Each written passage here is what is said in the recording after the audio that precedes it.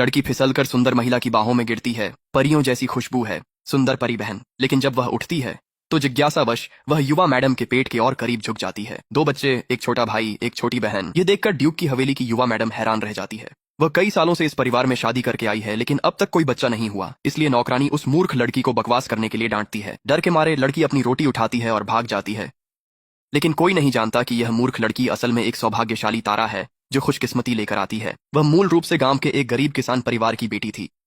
जब उसकी मां को बेटा होने वाला था तो उसने लड़की को उसकी सीधी सादी सोच के कारण नापसंद किया और दहेज के लिए उसकी शादी न हो पाने के कारण उसके पिता ने उसे एक मानव तस्कर को बेच दिया।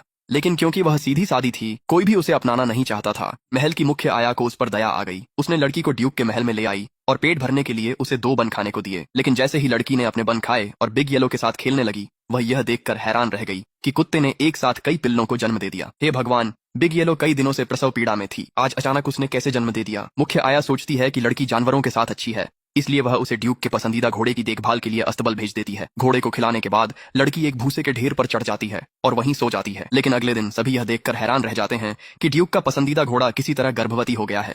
आखिरकार ये घोड़ी इतनी घमंडी है कि उसे पहले कभी लाए गए किसी भी घोड़े का साथ पसंद नहीं आया था। सभी को लगता है कि कोई देवता चमत्कार कर गया है। लेकिन जब लड़की जागती है तो वह घोड़ी के पेट की ओर इशारा करके कहती है कि उसके अंदर 2 बच्चे हैं। यह बेवकूफ लड़की तो बस मनगढ़ंत बातें कर रही है। एक बच्चा ही अपने आप में आशीर्वाद होता।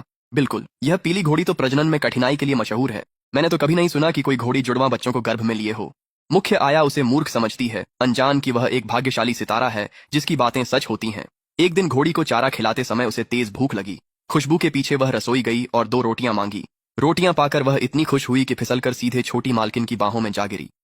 सौभाग्य से छोटी मालकिन बहुत दयालु है। वह न केवल उसे सजा नहीं देती बल्कि प्यार से उसे उठाने में मदद भी करती है। लड़की के भूखे होने का पता चलने पर वह दयालुता से एक दासी को और खाना लाने के लिए कहती है। लेकिन अनपेक्षित रूप से लड़की अचानक उसकी पेट के पास झुक जाती है। 2 बच्चे, एक छोटा भाई, एक छोटी बहन। ये सुनकर दोनों महिलाएं वहीं ठिठक जाती हैं। आखिरकार छोटी मालकिन कई सालों से इस परिवार में ब्याही गई है और कभी गर्भवती नहीं हुई।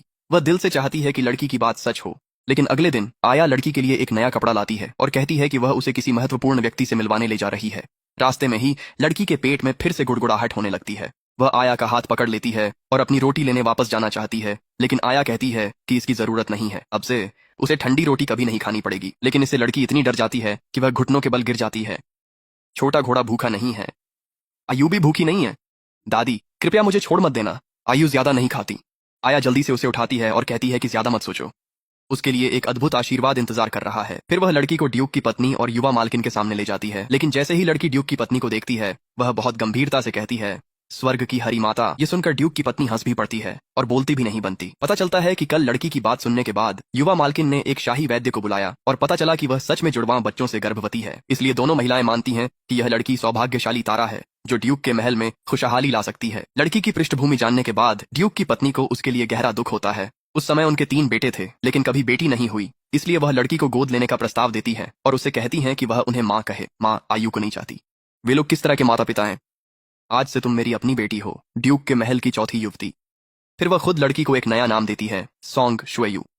इसका अर्थ है कि यह लड़की हर साल ड्यूक के महल में अनंत आशीर्वाद और समृद्धि लाएगी। तुम्हें आयु पसंद है, आयु खुश है, आयु अवांछित नहीं है। यहाँ तक कि उसके तीनों भाई और भाभियां भी उसे बहुत प्यार करते हैं। उन्हें लगता है कि उसकी मासूम और सरल प्रकृति ने पूरे ड्यूक के महल में हंसी खुशी भर दी है। लेकिन कुछ ही दिनों बाद लड़की के सौभाग्यशाली तारा होने की खबर धीरे धीरे महल तक पहुंच जाती है। इसलिए सम्राट और सम्राज्ञी उसे बुलाते हैं। वे स्वयं इस सौभाग्यशाली लड़की को देखना चाहते हैं। ड्यूक की पत्नी उसे याद दिलाती है कि सम्राट और सम्राज्ञी दुनिया के सबसे सम्मानित लोग हैं, इसलिए उनसे मिलते समय उसे ठीक से झुककर प्रणाम करना चाहिए। तो जब लड़की सम्राट को देखती है तो वह विनम्रता से कहती है, आयु सबसे सम्मानित चाचा और चाची को प्रणाम करती है। उसके सच्चे शब्द सम्राट और सम्राज्ञी को बहुत प्रसन्न करते हैं, इसलिए वे उसे पास बुलाकर बातचीत करते हैं। सम्राज्ञी तो इतनी दयालु हैं कि वह उसे शाही रसोई के पेस्ट्री भी छकने देती हैं। यह देखने के लिए कि क्या वह सच में सौभाग्य की तारा है, सम्राट उसे चिढ़ाते हैं और पूछते हैं कि वह उनके पेट के अंदर क्या देखती है।